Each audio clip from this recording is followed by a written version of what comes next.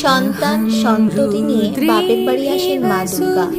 পরিবারের সেই যৌথ ছবি এক চালায়, একই সঙ্গে থাকেন সকলে। পরবর্তীকালে সেই রীতি ভেঙে আলাদা আলাদা মূর্তি করা শুরু হয়। এই রীতি সূত্রপাত করেন শিল্পী গোপেশ্বর পাল।